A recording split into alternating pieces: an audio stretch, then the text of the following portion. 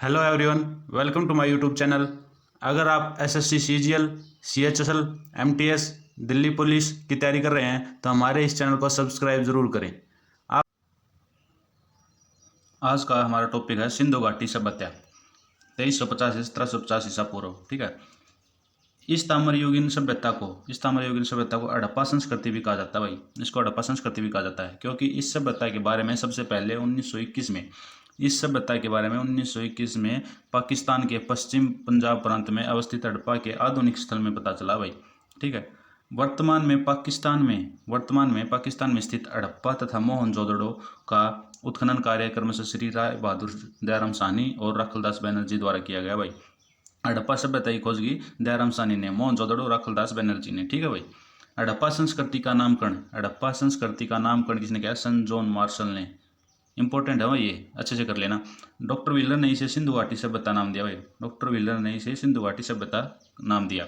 इसका फैलाव उत्तर में जम्मू से लेकर दक्षिण में नर्मदा के मुहाने तक और पश्चिम में बलूचिस्तान के मकरान समुद्र तट से लेकर उत्तर पूर्व में मेरठ तक था भाई। ठीक है। यह समूचा क्षेत्र एक त्रिभुज के आकार का है। किसके आकार का है? त्रिभुज के आकार का है भाई। इसका पूरा क्षेत्रफल लगभग 12,99,600 वर्ग किलोमीटर है भाई। 12,99,600 वर्ग किलोमीटर है। 3000 ईसा पूर्व से 2000 ईसा पूर्व के मध्य किसी भी संस्कृति का क्षेत्रफल हड़प्पा संस्कृति से अधिक नहीं था भाई। ठीक है। हड़प्पा संस्कृति से अधिक नहीं था किसी भी संस्कृति का। अब तक इस उपमहाद्वीप में हड़प्पा संस्कृति के लगभग 1000 स्थलों का पता लग चुका है। अब तक इस उपमहाद्वीप पर कितने स्थलों का पता लग चुका है? 1000। ठीक है। दो सर्वाधिक महत्वपूर्ण नगर थे, पंजाब में हड़प्पा और सिंध में मोहनजोदड़ो। पंजाब में तो हड़प्पा और सिंध में मोहनजोदड़ो अर्थात प्रेतों का टीला। वर्तमान में दोनों पाकिस्तान में पड़ते हैं। वर्तमान में दोनों कहाँ पर पड़ते हैं? पाकिस्तान में। दोनों एक दूसरे से 483 किलोमीटर दूर थे और सिंधु नदी द्वारा जुड़े हुए थे। किससे जुड़े हुए थे? सिंधु नदी द्वारा जुड़े हुए थे दोनों। तीसरा नगर सिंध में मोहनजोदड़ो से 130 किलोमीटर के करीब दक्षिण में चन्हुदड़ो था। चौथा नगर कौन सा था? गुजरात में खंभात की खाड़ी के ऊपर लोथल। इंपॉर्टेंट है भाई, गुजरात में खंभात की खाड़ी के ऊपर लोथल था भाई। ठीक है। पांचवा नगर कौन सा है? उत्तरी राजस्थान कालीबंगा। पांचवा नगर उत्तरी राजस्थान में कालीबंगा अर्थात काले रंग की चूड़िया। छठा बनावली हरियाणा हिसार में। क्वेश्चन पूछ लेते भाई, कालीबंगा कहाँ पर स्थित है? राजस्थान में। बनावली कहाँ पर स्थित है? हरियाणा में। लोथल कहाँ पे है? गुजरात में। इंपॉर्टेंट है भाई, एसएससी में बार बार पूछे जाते हैं। ठीक है।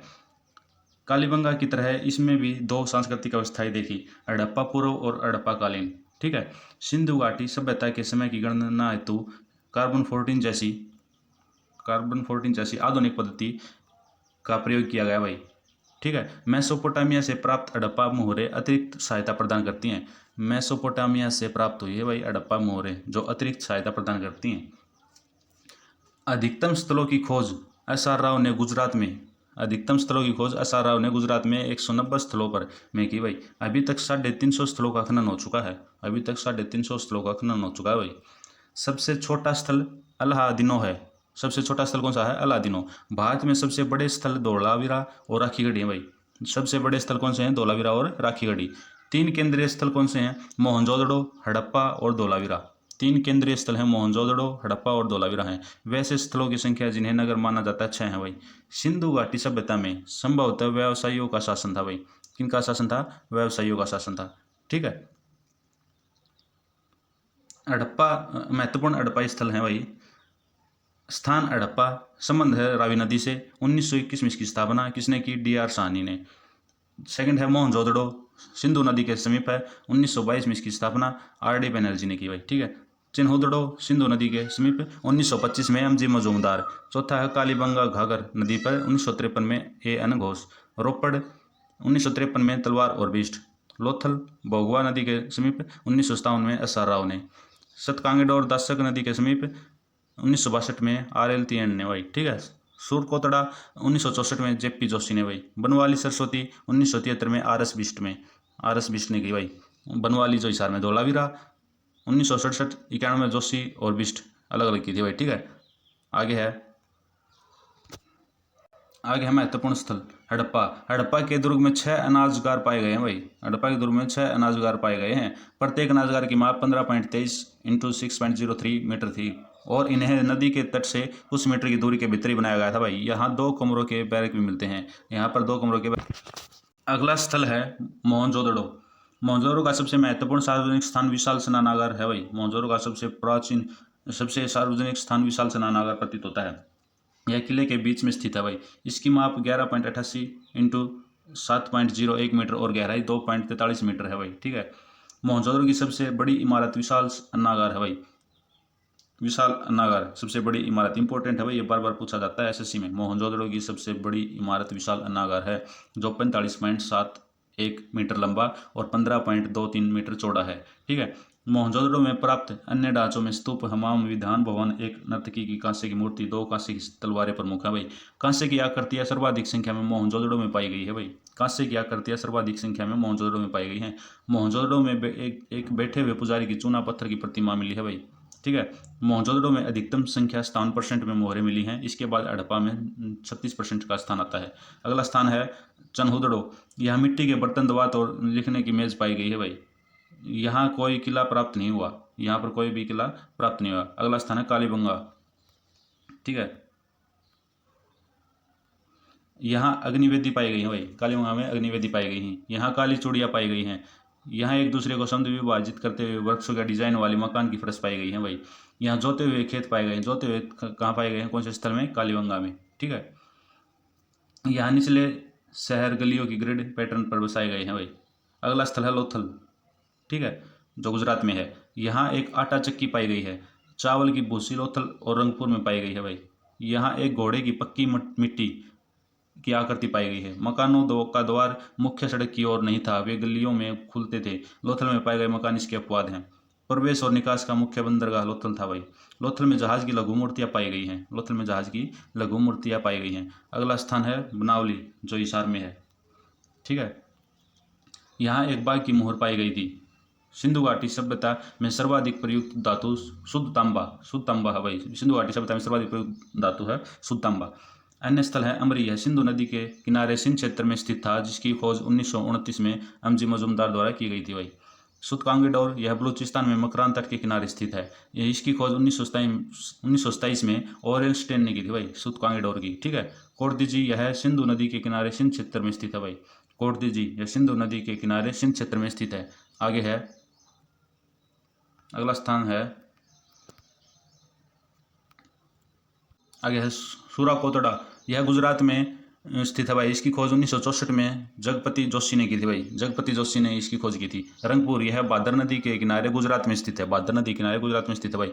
इसकी खोज किसने की? 1931 में MS वत्स ने की थी भाई। ठीक है। स्थलों का क्षेत्रवार वितरण सिंध है मोहनजोदड़ो, अमरी, कोटदीजी, तरकाई, किला, सुकर, अलादीन, चन्हुदड़ो, रोहरी, अली मुराद जोकर। बलूचिस्तान का है मेहरागढ़, कुली, लेवांट, डाबरकोट, बालाकोट। अफगानिस्तान का है मुंडीगाग, सोरतगाड़। पश्चिमी पंजाब का हड़प्पा, गनेरीवाला। गुजरात का धोलावीरा, लोथल, सूरकोटड़ा, बागलराव, रंगपुर, रोजा, देसालपुर। राजस्थान में है कालीबंगा, सीसवाड़, बारा, हुलास, भगवानपुर। उत्तर प्रदेश में है आलमगीरपुर, हुलास, मंडी। पंजाब में है रोपड़, सराय, खोला। आगे बढ़ते हैं। कृषि क्रम, गेहूं और जौ सिंधु घाटी सभ्यता की सबसे महत्वपूर्ण फसलें थी। महत्वपूर्ण फसलें कौन सी थी? गेहूं और जौ सिंधु घाटी सभ्यता की। अन्य फसल है मटर, सरसों, कपास, खजूर। इस सभ्यता की अन्य फसलें थी। धान का केवल गुजरात में उत्पादन किया जाता था भाई। धान का केवल गुजरात में ही उत्पादन किया जाता था। शहर योजना एवं संरचना, शहर ग्रिड पैटर्न पर आधारित थे। गलियां एक दूसरे को समकोण पर काटती थी और शहर को कई आयताकार खंडों में विभाजित करती थी। शहर 2 भागों में विभक्त था। नगर दुर्ग एक किलाबंद क्षेत्र जहां महत्वपूर्ण नागरिक और धार्मिक भवन थे, जिनमें अन्नागार और आवास सम्मिलित थे। दूसरा हिस्सा निचला शहर था, जो क्षेत्रफल में बड़ा था और नगर दुर्ग के पूर्व में स्थित था। यह हम लोगों के लिए था भाई। ठीक है। कुछ स्थानों में जैसे सूरकोटड़ा और कालीबंगा में शहर के 2 की जगह 3 भागों में बटे होने के प्रमाण भी मिले हैं भाई। भवन निर्माण के लिए पक्की हुई ईंटों का प्रयोग किया जाता था। भवन निर्माण के लिए पक्की हुई ईंटों का निर्माण किया जाता था, जो 1:2:4 रेशो के अनुपात में बनाई जाती थी। धोलावीरा के में वर्ताकार पत्थरों का प्रयोग किया गया है भाई। ठीक है। अगला है मोहरें। मोहरें सामान्यतः सेलखड़ी से बनाई जाती थी भाई। किससे बनाई जाती थी? सेलखड़ी से। और इन पर हस्ताक्षर, प्रतीक और जानवरों की तस्वीर होती थी। ये आकार में वर्गाकार और आयताकार होती थी। हड़प्पा की मोहरों पर ज़्यादातर अंकित जानवर एक सरंगी था और सबसे प्रसिद्ध मोहर पशुपति मोहर है जो मोहनजोदड़ो से मिली है। कौन सी मोहर है? पशुपति मोहर जो मोहनजोदड़ो से मिली है भाई। ठीक है, आगे बढ़ते हैं। आगे है शिल्प और तकनीक। हथियार और औजार बनाने के लिए प्रयोग किए जाने वाले प्रमुख धातु तांबा और कांसा थे।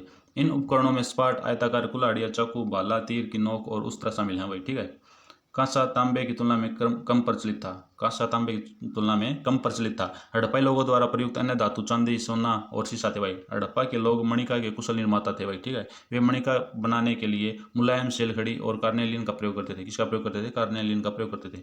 सर्वाधिक मणिका लोथल द्वारा बनाया जाता था भाई। ठीक है, ये थे सिंधु घाटी के बारे में। ठीक है भाई, वीडियो अच्छी लगे तो लाइक शेयर सब्सक्राइब जरूर करें। धन्यवाद।